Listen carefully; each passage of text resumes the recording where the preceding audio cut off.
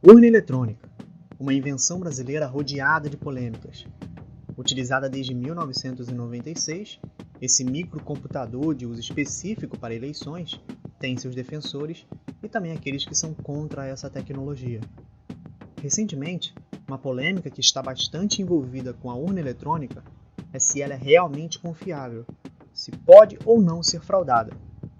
Pesquisamos sobre o que alguns especialistas dizem sobre o tema e trazemos aqui para vocês no quadro Fato ou Mito. Urnas eletrônicas podem ser fraudadas? Siga conosco depois da vinheta. Fala, curiosos, tudo certo? Estamos trazendo para vocês o quadro Fato ou Mito, desvendando alguns mistérios e trazendo algumas respostas. Iremos iniciar esse quadro falando sobre a urna eletrônica, se ela pode ou não ser fraudada. Vamos lá!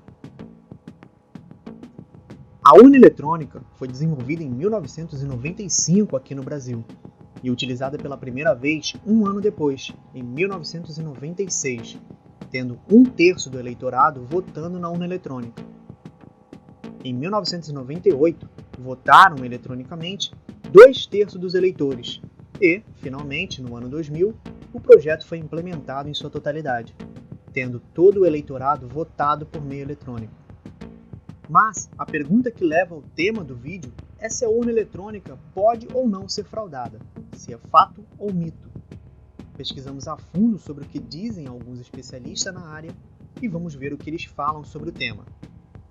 O analista judiciário do Tribunal Regional Eleitoral da Bahia, Jaime Barreiros, afirma que a segurança das urnas eletrônicas, segundo ele, é inquestionável, por possuir mais de 30 camadas de segurança. Abre aspas. As urnas não estão sujeitas a ataques hackers, pois não estão ligadas à internet. Fecha aspas. Ainda de acordo com o Tribunal Superior Eleitoral, eles afirmam que a Justiça Eleitoral trabalha duro para garantir que a votação ocorra de forma segura, transparente e eficiente, utilizando o que há de mais moderno em termos de segurança da informação para garantir a integridade, a autenticidade e o sigilo, quando necessário. Mas não parece ser tão simples assim para o professor do Departamento de Computação da Universidade Federal de Minas Gerais, Jeroen van der Graaf. Abre aspas. A urna sofre de uma falta de transparência muito séria. É tão mal concebida que a sua segurança não pode ser comprovada. Fecha aspas. Ainda segundo Van der Graaf, ele fica em dúvida sobre a segurança das urnas eletrônicas. Abre aspas. Não estou dizendo que a urna já foi fraudada. Durante todos esses anos, eu nunca vi provas convincentes deste tipo de fraude no Brasil, o que não quer dizer que não houve. Fecha aspas. O também professor aposentado Walter Delpitia, da Escola Politécnica da USP, publicou algumas acusações no artigo intitulado As urnas brasileiras são vulneráveis, de 2018.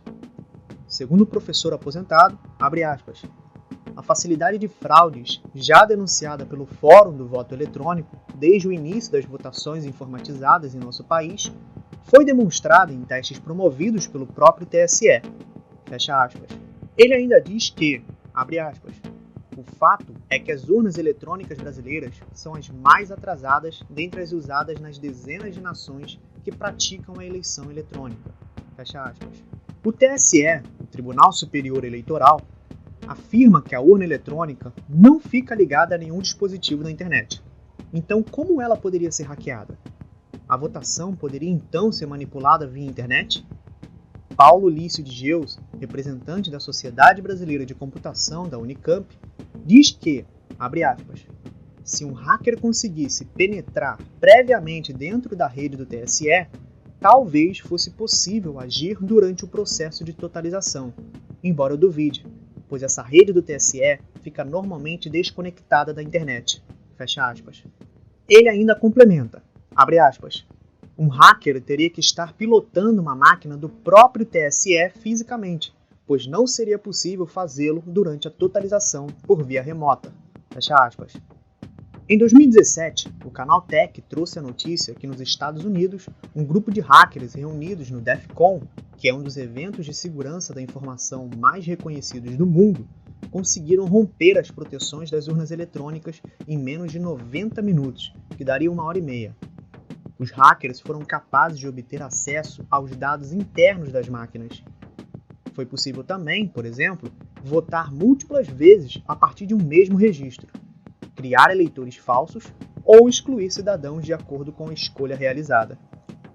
Um dos hackers ainda foi capaz de abrir um backdoor em sistemas internos das urnas para a realização de ataques remotos, significando que não seria preciso nem ter acesso físico às máquinas para realizar as alterações.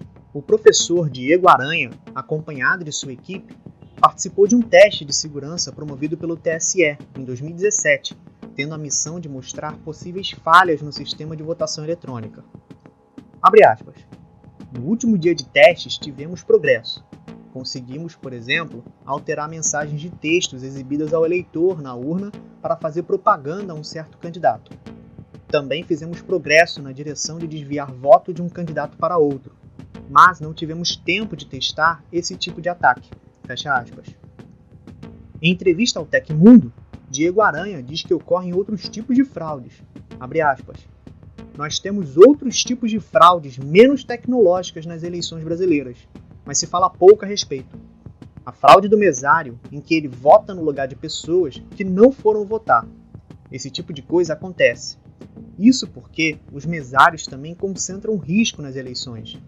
Eles têm acesso privilegiado ao equipamento. Fecha aspas. Bom, apesar de algumas declarações de alguns especialistas da área, aqui no Brasil, até o dia de hoje, ainda não foram comprovados nenhum tipo de fraude nas urnas eletrônicas, o que também não significa que nunca houve.